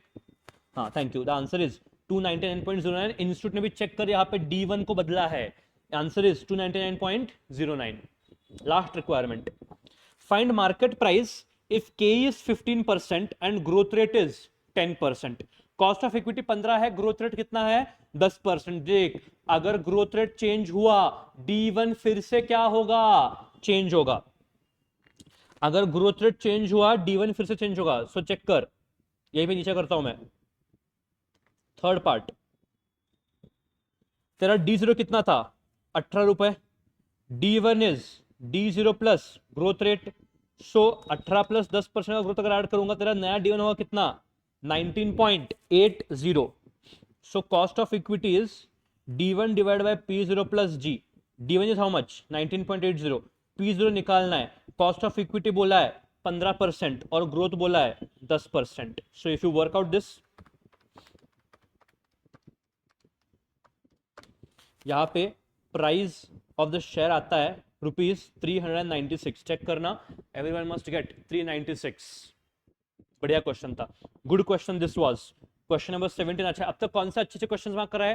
Question 17 जरूर revise करके जाना, question 15 जरूर revise करके जाना, क्वेश्चन 13 जरूर एक बार रिवाइज करके जाना। तो 13, 15, 17 ये तीन क्वेश्चन जरूर दोस्त रिवाइज करके जाना। अच्छे क्वेश्चंस है, गलती करने के चांसेस ज्यादा है तुमने, तो प्लीज इसको एम्फसाइज स्पेशल करना, ठीक है। 18th क्वेश्चन, घटिया से घटिया question. The following estimates of cost of debt and cost of equity have been made at various levels. अलग अलग लेवल्स पे कॉस्ट ऑफ डेट और कॉस्ट ऑफ इक्विटी दिया गया है। देखो क्या है, debt as a percentage of total capital. Total capital में डेट का कितना परसेंट है, अलग अलग सिनेरियो है, 0%, 10%, 20%, 30%, 40% वगैरह वगैरह। अब इसमें मैं एक और कॉलम ऐड कर रहा हूं ताकि मेरा क्वेश्चन आसान हो जाए। भाई इसमें इक्विटी का कितना परसेंट है? फर्स्ट केस में अगर डेट का 0 प्रोपोर्शन है तो 100% इक्विटी, 90% इक्विटी अगर 10% डेट है। यहां पे 80% equity, 70% equity, 60% equity, 50% equity and 40% equity. Cost of debt दिया है एंड कॉस्ट ऑफ इक्विटी दिया है। तेरे को निकालना है कंपोजिट कॉस्ट ऑफ कैपिटल, मतलब वैक। दोस्त सुनना, वैक का मतलब क्या? Individual cost of capital into weight of that cost of into weight of that capital plus individual cost of another capital into weight of that capital. मतलब वैक is equals to cost of debt into weight of debt plus cost of equity into weight of equity. You have cost of debt, you have cost of equity, you have weight of debt, you have weight of equity. मैं तेरे को एक के लिए दिखाएगा, बाकी का तू कैलकुलेट कर सकता है। मैं तेरे को दिखाता हूं इसके लिए कैसे कैलकुलेट करना है, सेकंड केस के लिए कैसे कैलकुलेट करेगा चेक कर, बाकी तो आराम से कर सकता है। Cost of debt 7%, weight of debt is 20%, मतलब 0.20, ये आता है 7 into 20%, 1.4। Cost of equity 16, weight of equity 80%, तो ये आता है 16 इंटू 80%, 12.8। वैक इज 1.4 प्लस 12.8, वैक आता है 14.2%। वैक इज 14.2%। ये weighted average cost of capital क्या है 14.2%। चेक कर ले, यही मैंने तेरे को कैलकुलेट करके दिया है। वैक इज 14.2%। ऐसे हर एक केस में वैक कैलकुलेट कर ले। वैक क्या, KO cost of overall capital या कंपोजिट कॉस्ट ऑफ कैपिटल। तो हर एक लेवल पे वैक कैलकुलेट करेगा 15, 14.2, 14.2, 14.3, 14.4, 15.5 and 16.2। Next requirement, suggest an optimal debt equity mix. The optimal debt equity mix will be the level where cost of capital is the lowest weighted average. दो जगह पे आ रहा है वो, एक यहां पे आ रहा है और एक यहाँ पे आ रहा है 14.2 से एक तो सबसे कम है 14.2 is the lowest cost of capital and it is happening at two situations, तो वही यहाँ पे लिख ले, या तो 90 इक्विटी 10 डेट या 80 इक्विटी 20 डेट, दोनों में केसेस में वैक क्या है सबसे कम है। हाँ चलो, now we move ahead to the calculation of weighted average cost of capital. ठीक है दोस्त, 4 क्वेश्चन 19 20 21 22 5 क्वेश्चन है, 23 तक का अपना, हाँ 5 क्वेश्चन है, अच्छे से करेंगे, वैक का पूरा उड़ा देंगे। ठीक है चल, the capital structure, the current capital structure of a firm is as follows. ठीक है, the current capital structure of the firm is as follows. Okay ठीक है, equity share capital rupees 100 each. What is rupees 100? Face value. Face value 100 rupees है. Amount is how much? 400 lakhs. Retained earnings 200 lakhs. 12% debentures. Face value 100 each. 400 lakhs. ठीक है? चलो. Additional information. Current market value per share is 300. What is this? P0 is 300. Last year's dividend. Question, I love this question. Why? Question is not ambiguous. Question ने बोला है last year का dividend मतलब D0 कितना है 45, D0 is 45, growth rate is 10%, तो अपने फॉर्मूले में यूज कर सकते Ke is equals to D1 divided by P0, D1 निकाल सकते हैं plus G obviously. Market value of debenture is 110 per debenture. देख एक चीज, अगर question, if the debentures are issued few years back and उनका net proceeds भी तुमको दिया है और current market price भी दिया है, net proceeds will be replaced by current market price. इसको ध्यान रखना दोस्त। देख यहां पे कॉस्ट ऑफ प्रेफरेंस शेयर और कॉस्ट ऑफ इक्विटी में नेट प्रोसीड्स आते हैं, सॉरी कॉस्ट ऑफ डेट में नेट प्रोसीड्स आते हैं। अगर क्वेश्चन में दिया है कि ये डिबेंचर्स या प्रेफरेंशियल्स कुछ साल पहले इशू किए गए हैं और उनका तेरे को नेट प्रोसीड्स भी मालूम है और करंट मार्केट प्राइस भी मालूम है, तो यहां पे instead of current net proceeds you will take what? Current market price. You will take current market price. ठीक है, सो corporate tax rate is 40%. Using market value as weights, find the weighted average cost of capital. दोस्त सुन, ये जो capital structure दिया है ना, ये as per books of accounts है। This is as per books of accounts, मतलब ये बुक वैल्यू है। तेरे को निकालना है market value weights. You have to convert book value to what? Market value. करेंगे, first I need to calculate individual cost of capital. चलो, good question this is. Question 19, पहले K is equals to D1 divide by P0 plus G। D1 is D0 into 1 plus G। एक second रुक जाना।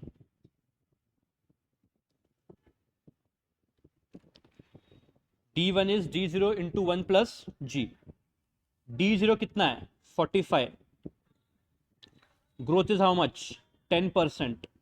सो D1 कितना आएगा? 45 plus 10%, that is 49.50 is your D1।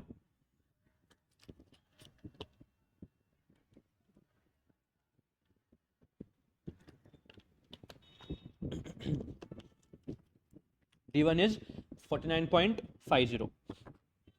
ठीक है, next आगे जाएंगे अपन। K is D1 49.50, P0 is 300, growth is 10%, तो 0.10 into 100, तो K आता है यहाँ पे 26.5%। K is how much?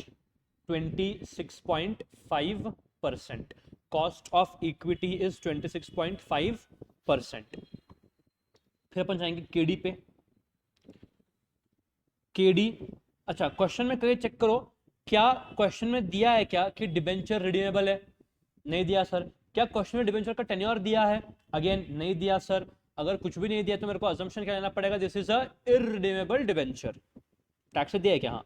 KD is equals to interest into 1 minus T, मैं नेट प्रोसीड्स नहीं लिखूंगा, मैं लिखूंगा current market price. Why? If CMP is given and net proceeds is given, you will always prefer what? Current market price. Interest कितना है? Interest is 100 रुपए का face value, उसके ऊपर 12% का इंटरेस्ट आएगा. 1 minus T, 1 minus 40% divide by current market price is 110. तो 12 into 0.6, 7.2 divide by 110, ये आता है 6.55%. 6.55% is the cost of debt. 6.55% is the cost of debt. अब मेरे को वैक निकालना है, तो source individual cost of capital, फिर आएगा number of units, market price, market value, weight and weighted average cost of capital. पहला सोर्स है इक्विटी. अब सुन, अगर मार्केट वैल्यू अप्रोच ढूंढ रहे तो इक्विटी शेयर कैपिटल और रिटेन्ड अर्निंग्स का एक ही क्या रहता है? मार्केट वैल्यू रहता है. Retained earnings does not have a separate market value. So if the market price of equity is 300, we first calculate number of equity shares. Check कर, face value of equity share capital is 400 lakhs, face value per share is 100, तो total number of share कितने रहेंगे? 4 lakh. So equity shares are 4 lakh shares. And debentures की बात करूं तो debenture भी कितने हैं? 4 लाख डिबेंचर्स. तो इक्विटी का इंडिविजुअल कॉस्ट ऑफ कैपिटल, अभी इक्विटी में मैं लिख रहा हूं इंक्लूडिंग रिजर्व्स. क्यों? सुन, रिजर्व्स का सेपरेट मार्केट वैल्यू नहीं होता. Individual COC is 26.5%. 26.5% is the individual cost of capital. ठीक है, 26.5%. नंबर ऑफ यूनिट्स मैंने निकाला है ऊपर कितना? 4 lakh. 4 lakh is the individual security का. ये मार्केट प्राइस 300 रुपए बोला है. 300 रुपए बोला है, करेक्ट? करेक्ट. तो 300 इंटू 4, मार्केट वैल्यू 1200 लाख किसका? इक्विटी शेयर का. फिर आएंगे तुम्हारे डिबेंचर्स. डिबेंचर्स का सीओसी इज 6.55%. 4 लाख के डिबेंचर है. डिबेंचर का market price 110, so 110 into 4, 440 lakh. Total market value is 1640 lakhs. उसमें इक्विटी का वेट कैसे निकालोगे? 1200 lakh divide by 1640 into 100. 1200 divide by 1640, this is 73.17 and remaining of debt is 26.83. 440 divided by 1640, 26.83. 26.83. ठीक है, चलो अब वैक निकालेंगे. Individual COC multiplied by weight, तो 26.5 इंटू 0.7317 कितना आता है? ये 19.39 इसका वैक है. 19.39% इसका वैक है. 6.55 इंटू 26.83% इसका वैक है 1.76.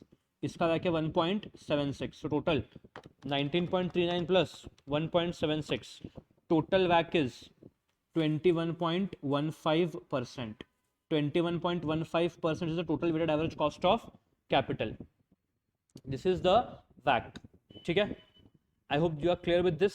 Now institute has eaten a wonderful mistake.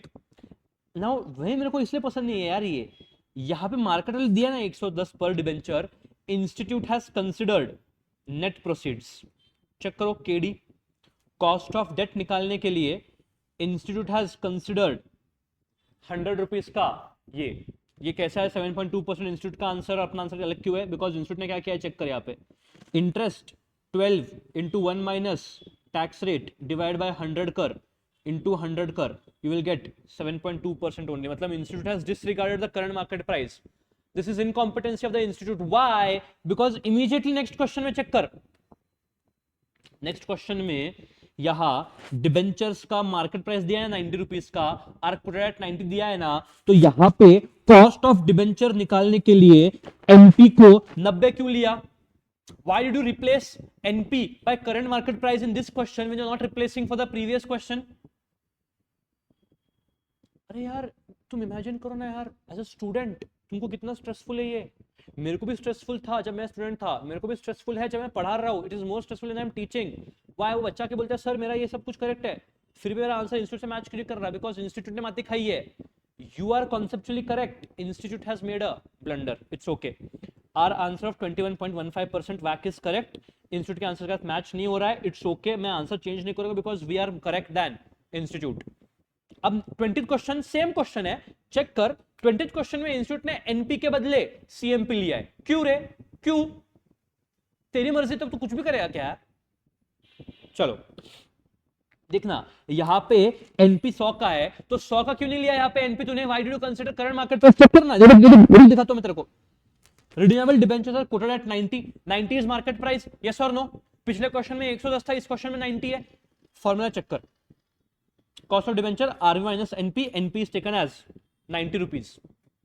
Why not 100? Why not 100 as you took in the previous question? यहां पे क्यों अलग लिया तूने? यहां पे क्यों सही किया, उधर क्यों गलत किया? मेरे को ऐसा लगता मालूम है क्या, एक एक क्वेश्चन सॉल्व करने के लिए एक एक बंदे को बिठाया है. अरे तू कैसे गड़बड़ कर सकते हो रे? Previous question you are taking something different, next question you are assuming something different. What is this? It's okay, relax. X Limited provides the following information. Check करो next question. By the way, number of equity shares, number दिया है, number number number. 1.5 lakh equity share है, face value is 10 rupees. Number of 17% preference shares, 40,000 is the number, face value is 100. Retained earnings 10 lakhs. Number of 7.5% debentures, again this is number, and 10% long term loan. Long term loan is also a part of your capital, so इसका भी COC निकालेंगे. कैसे? same as debenture. Current market price of equity share is 60.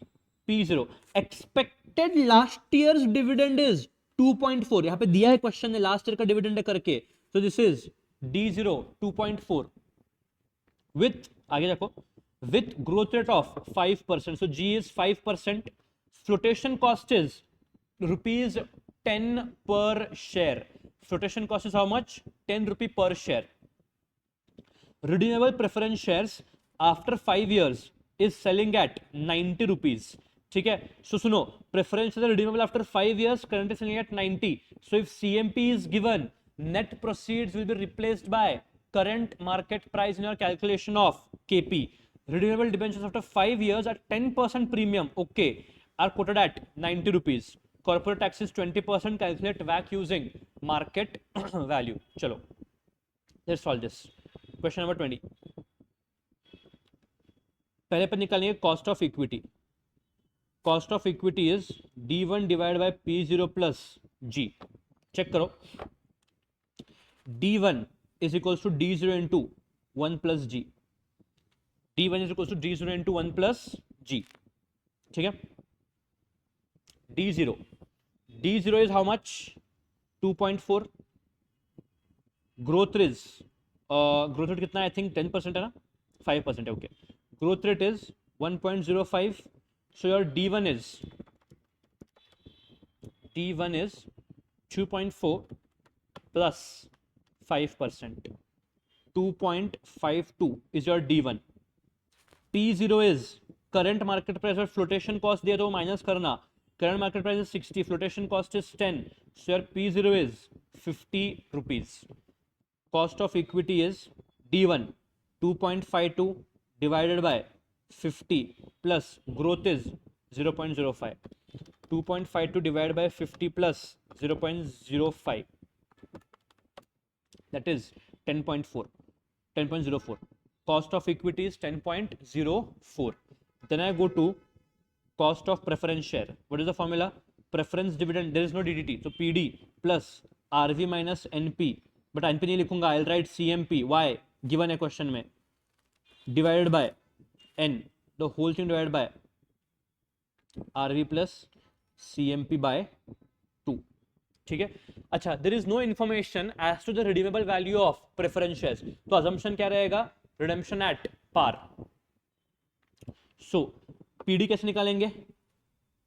100 रुपए का face value है, 100 into the rate is 17%, redemption value is 100, current market price is 90, redemption period is 5 years, divided by 100 plus 90 by 2, you multiply this by 100.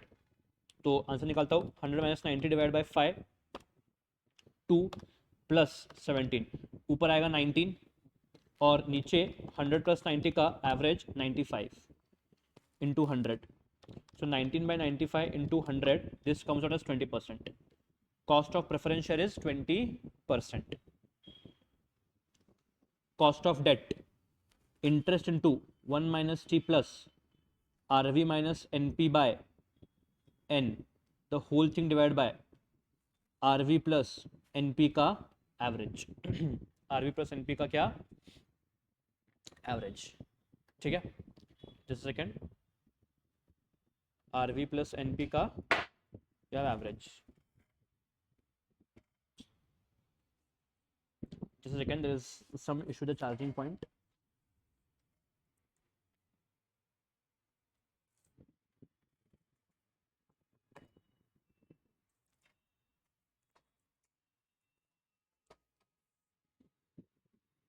ठीक है, चलो let's go ahead.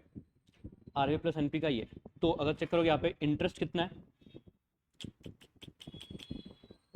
अरे यार, ठीक है. सो 100 रुपए का फेस वैल्यू है, 7.5% interest on debentures. So 100 into 0.075 और 7.5%. Don't forget to consider tax shield. 1 minus tax rate is 20%. तो 1 minus 0.80. The debentures are redeemable at a premium of 10%. तो 100 plus 10% का premium 110 minus you take current market price, not MP, you take current market price, NP नहीं CMP low, that is 90, divided by life is 5 years, question divided by 110 plus 90 का average. बोलो कितना आता है ये? 100 into 7.5% into 1.2 होगा यहाँ पे. तो this is 80%, sorry 80%. So 100 into 7.5%, इसका 80%. तो ये 6 आ जाएगा. 110 minus 90 divide by 5, 110 minus 90 divide by 5. तो ऊपर आएगा 10 और नीचे आएगा 110 plus 90 divide by 200. So cost of debt is 10%. Cost of debt is 10%. ठीक है, KD is 10%. There is one more thing, cost of term loan. अब टर्म लोन जो है उसका रीपेमेंट पीरियड दिया नहीं है, तो मैं इररिडीमेबल डिबेंचर्स का फॉर्मूला लगाऊंगा. Interest into 1 minus T upon net proceeds into 100. अब जो लॉन्ग टर्म लोन है वो 20 लाख का है, तो 20 lakhs, उसके ऊपर interest is 10%, tax rate is 20, so 1 minus 0.20 divided by net proceeds are 20 lakh into 100. So if you do this, you get this as 8%. 8% is the cost of term loan. ठीक है, 8% is the cost of term loan. Check करो फटाफट से. Cost of equity is 10.04%, preference shares 20%, cost of debt is 10%, cost of loan is 8%. Sir return earnings है ना question में. अब तो कॉस्ट ऑफ इक्विटी बोल या कॉस्ट ऑफ रिटर्न अर्निंग्स बोल, बात सेम रहेगा. It is 10.04%. So this KE या KR both are how much? 10.04%. अब वैक निकालना यूजिंग मार्केट वैल्यू वेट्स. तो यहाँ पे चेक करना मार्केट वैल्यू कैसे निकालोगे. तो वैक निकालने के लिए फॉर्मूला क्या है अपना? सोर्स, ठीक है, individual cost of capital number of units, market price, market value, weight and back. अब बिकॉज मार्केट वैल्यू वेट से तो इक्विटी प्लस रिटेन्ड अर्निंग्स एक साथ आएंगे। उनका individual COC 10.04%। Equity shares total कितने थे कंपनी के पास? 1.5 लाख। 1.5 लाख इक्विटी शेयर्स थे, ठीक है। फिर एक शेयर का कीमत था, सुनो सुनो सुनो सुनो, प्लीज रिमेंबर दिस, सुनो। Current market price is 60 rupees. तो जब तुम के निकाल रहे हो तो तुमने 60 माइनस फ्लोटेशन कॉस्ट किया था, बट जब तुम वैक निकालोगे तो you will consider 60 as it is. यहां पे फिर से तुम लोग फ्लोटेशन कॉस्ट माइनस मत करना, ठीक है। तो यहां पे market price is 60। Then you have preference share जिसका कॉस्ट है 20%। Number of preference shares is 40,000 and उसका मार्केट प्राइस इज 90। डिबेंचर्स जिसका इंडिविजुअल सीओसी है 10%। Number of units of debentures are 60,000 and इनका भी जो मार्केट प्राइस है वो 90 का है। Then you have term loan जिसका इंडिविजुअल सीओसी है 8%। अब इसका यूनिट्स नहीं है, मार्केट प्राइस नहीं है, जो उसका बुक वैल्यू रहेगा टर्म लोन का, book value of term loan is itself what? Market value. This is 20 lakhs, 1,50,000 into 60, this is 90 lakhs, ठीक है। 40,000 into 90, this is 36 lakhs, 60,000 into 90, this is 54 lakhs. So total market value is 2 crores। उसमें wait of equity 90 lakh divide by 2 crores, 45%। 36 divide by 2 crores, 18%। This is 27% and this is 10%। अब वैक निकालने के लिए 10.04 into 45%, this is 4.52। 20 into 18%, this is 3.6। 10 into 27%, this is 2.7 into 10%, this is 0.8। सबको add करोगे 4.52 plus 3.6 plus 2.7 plus 0.8, it comes out as 11.62। your weighted average cost of capital is 11.62। Institute ने bifurcate किया है कि टोटल इक्विटी में equity share capital कितने, retain earnings कितने, bifurcate नहीं के तो भी चलेगा। इन दोनों का टोटल कितना आता है? 90 लाख की आता है। कॉस्ट ऑफ कैपिटल भी सेम ही है, so you can skip this, you can use this table, time बचेगा और आंसर भी सही रहेगा। The answer is 11.62 of the weighted average cost of capital. So your वैक is 11.62। You can mark this question as important. Question number 20 जरूर से एक बार करके जाना, अच्छा क्वेश्चन है, it is important from examination point of view, ठीक है। चलो proceed to the next question. Question 21, अच्छा सुनो, क्वेश्चन 21 अब अपन करेंगे next. The capital structure and the other information of the company are as follows. 3 sources है, equity shares, reserves and surplus, debentures. Amount in lakhs. After tax cost of capital उन्होंने सिर्फ दिया है इक्विटी शेयर्स का। अब एक basic logic है, अगर इक्विटी शेयर्स का कॉस्ट ऑफ कैपिटल 14% है तो रिजर्व्स का भी यूजुअली 14% रहना चाहिए, क्योंकि क्वेश्चन में कहीं भी ब्रोकरेज और पर्सनल इनकम टैक्स नहीं दिया है। पढ़ो आगे question. The market value of the equity share is 300। The company uses market value weights to calculate वैक। द टैक्स रेट इज 40%, वैक इज 10%। रिक्वायरमेंट क्या है? What is the cost of reserves and surplus and cost of debt. Cost of debt before tax चाहिए। अब सुनो, simple logic है, reserve and surplus का cost और इक्विटी शेयर कैपिटल का कॉस्ट सेम रहेगा। तो चेक करो, क्वेश्चन में दिया है cost of reserve and surplus is equal to cost of equity, that is 14%। तो इसलिए ये तो बहुत इजीली आ जाएगा 14%। अब अगर वैक दिया है, तुमको निकालना है कॉस्ट ऑफ डेट। अब चेक करो, मार्केट ये जो कैपिटल स्ट्रक्चर है, ये तो तीनों दिया है, this is as per book values. The question is capital structure of a company इतना इतना है, मतलब ये सब बुक वैल्यूज है। सो 100 लाख के इक्विटी शेयर्स है, face value is 100 rupees each. तो नंबर ऑफ इक्विटी शेयर कितना रहेगा? 1 लाख। क्यों निकाला मैंने? Because company uses market value weights for calculating वैक।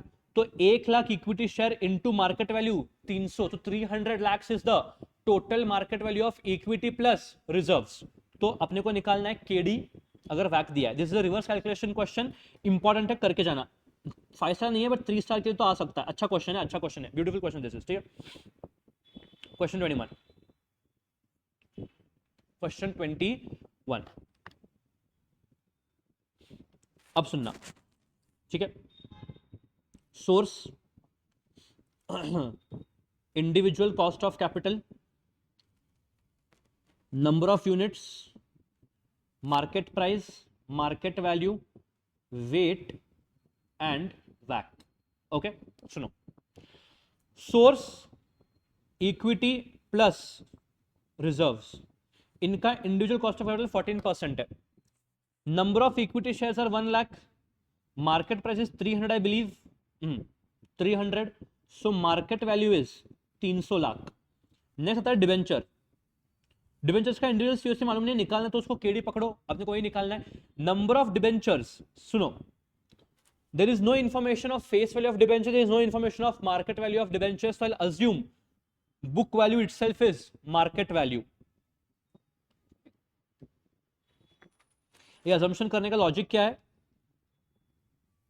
Since no information about market price of debentures is given,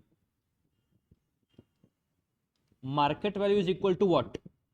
Book value। So total market value कितना है? 500 lakh. Weight of equity 300 divide by 500, 60%। Weight of debt is 40%, so 14 into 0.6, यह आता है 8.4%, यह आता है वैक 8.4, and KD into 0.4%, ये आता है तेरा KD into 0.4, this comes out as KD into 0.4, and total वैक क्वेश्चन ने कितना दिया है? 10%। टोटल वैक given by the question is 10%। अब तुम्हारे पास ये इक्वेशन हो गया, 8.4% plus KD into 0.4 is how much? 10%। So 8.4 plus KD into 0.4 is equal to 10। So KD into 0.4 is equal to 10 minus 8.4, that is 1.6. So KD is equals to 1.6 divided by 0.4, ये आता है 0.4 और 4% in fact. So cost of debt is 4%. Cost of debt is 4%, but this is post tax. Tax काटने के बाद अपने को pre tax चाहिए, तो cost of debt pre tax, देख 4 टैक्स रेट कितना दिया था? Tax rate is 40%। Tax rate कितना है? 40%। पोस्ट टैक्स मतलब कितना? 60%। तो अगर 4% करस्पॉन्डिंग है 60% का, तो 100% का कितना रहेगा? तो 4 into 100 divide by 60, so therefore KD pre-tax is equals to 4 into 100 divided by 60, that is 6.6667, approximately 6.67%, 6.666 आता है उतना परसेंटेज। इंस्टीट्यूट ने उगच रिक्वायरमेंट नहीं था, फिर भी इतना ज्यादा वर्किंग दिया है, ये उन्होंने स्प्लिट किया है। क्यों? स्प्लिट करने की जरूरत ही नहीं है, तुम डायरेक्टली क्या करो, KD निकालो, 4% आफ्टर टैक्स, प्री टैक्स 6.67%। ठीक है, so this is our question number 21। ठीक है, क्वेश्चन नंबर 22 करते हैं, और क्वेश्चन नंबर 23 जो है वो तुम प्लीज एक बार ट्राई कर लेना। क्वेश्चन नंबर 23 तुम खुद से ट्राई कर लेना एक बार, उसका सोल्यूशन है नीचे यहाँ पे तुमको available, entirely it is available. And question 22 जो है मैं कराता हूँ बिकॉज ये मार्जिनल कॉस्ट ऑफ कैपिटल पे। Last concept for today and last question is marginal cost of capital. X limited requires additional finance of 20 lakhs, it has 4 lakh in retained earnings available. 20 lakh चाहिए additional finance, 4 lakh का retained earning available है। Debt equity mix 40:60, 40% date से race किया जाएगा, 60% equity से race किया जाएगा। तो दोस्तों चेक करो, कंपनी को 20 लाख रेस करना है, कंपनी को 20 लाख रेस करना है, 40% डेट, 60% इक्विटी, मतलब 8 लाख डेट और 12 लाख इक्विटी, ठीक है।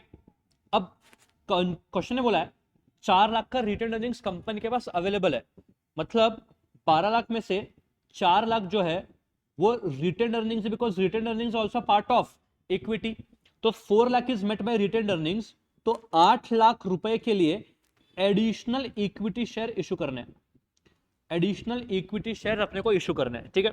चलो, cost of debt up to 4 lakh 10%, beyond 4 lakh 12%। 4 lakh तक का अगर डेट है तो 10% का इंटरेस्ट लगेगा, 4 लाख से ऊपर के डेट पे 12% का इंटरेस्ट लगेगा।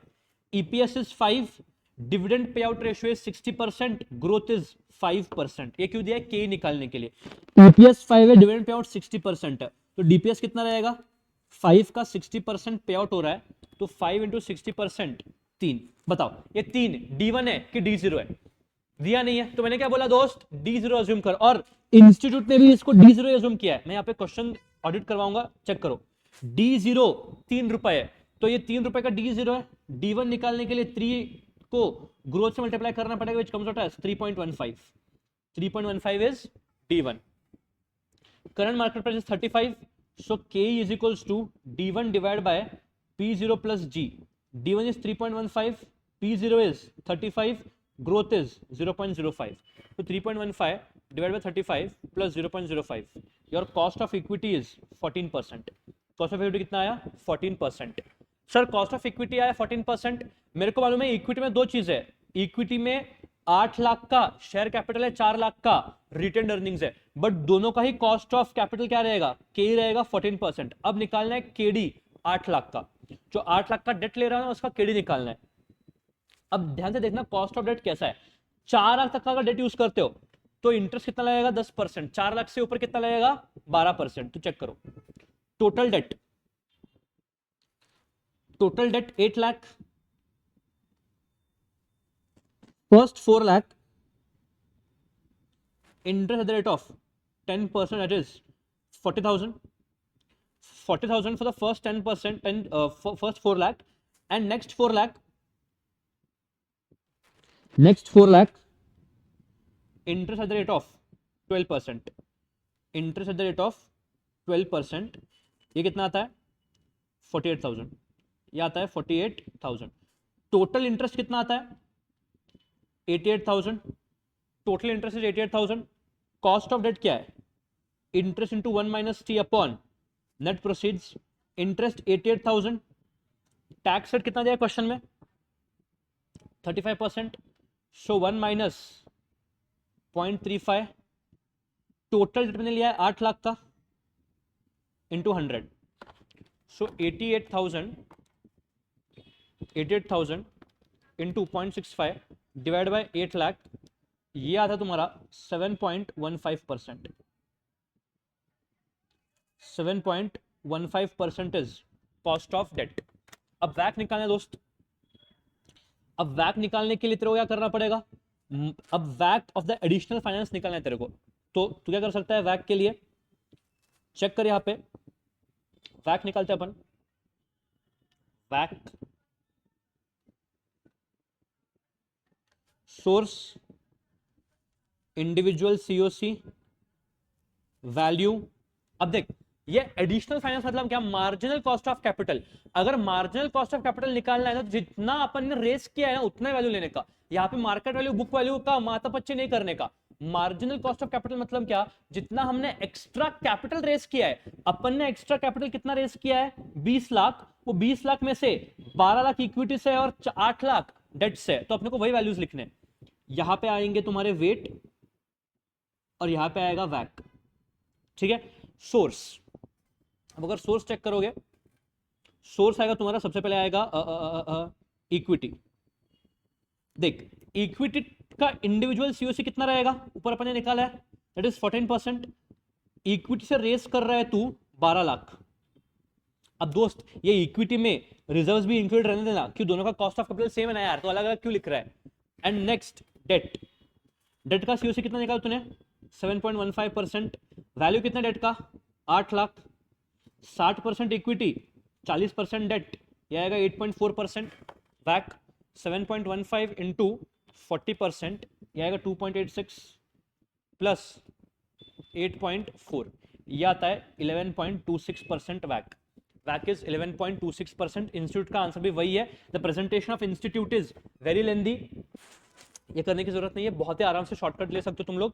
क्या है सिंपल कंसेप्ट, जो तुम एडिशनल फंड्स रेज करे ना 20 लाख का, सिर्फ उसका कॉस्ट ऑफ कैपिटल निकालना है। 20 लाख को अपन ने बाइफरकेट किया, 40% इक्विटी 12%, सॉरी 40% डेट 12% और 60% इक्विटी, तो 40 डेट 60 इक्विटी ऐसे करके हमने निकाला। फिर केई का कॉस्ट निकाला, वो केई का ही क्या रहेगा, केआर का रहेगा, एंड फिर कॉस्ट ऑफ डेट निकाला इन दिस मैनर। ठीक है, presentation of institute is something different, it's okay.